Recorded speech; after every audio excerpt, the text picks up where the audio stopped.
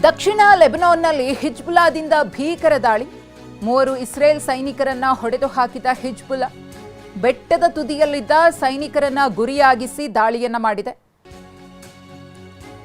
Iran ದಾಳಿಯಲ್ಲಿ ಅಮೆರಿಕದ 200 ಸೈನಿಕರು ಸಾವನ್ನಪ್ಪಿದ್ದಾರೆ. ಅಲ್ ಖರ್ಜ್ ನೆಲೆ ಮೇಲೆ ದಾಳಿ ಅಂತ ಐಆರ್ಜಿಸಿ ಹೇಳಿದೆ. ಸೌದಿ ಅರೇಬಿಯಾದಲ್ಲಿರುವಂತಹ ಅಲ್ ಖರ್ಜ್ ಸೇನಾ ನೆಲೆ ಡ್ರೋನ್ ಮತ್ತು ಮಿಸೈಲ್ಗಳಿಂದ ಇರಾನ್ ಸೇನೆ ದಾಳಿಯನ್ನ ಮಾಡಿದೆ. ಸುಮಾರು 200ಕ್ಕೂ ಹೆಚ್ಚು ಸೈನಿಕರು ಸಾವನ್ನಪ್ಪಿರಬಹುದು ಅಥವಾ ಗಾಯಗೊಂಡಿರಬಹುದು.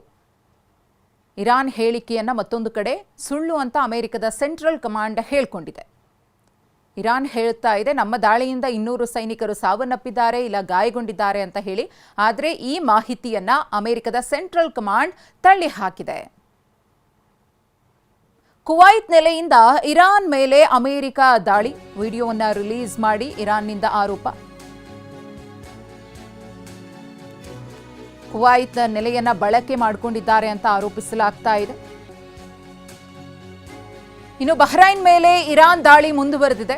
ಅಮೆರಿಕದ 5ನೇ ಫ್ಲೀಟ್ ಕಚೇರಿ ಮೇಲೆ ಅಟ್ಯಾಕ್ ಅನ್ನ ಮಾಡಿದೆ.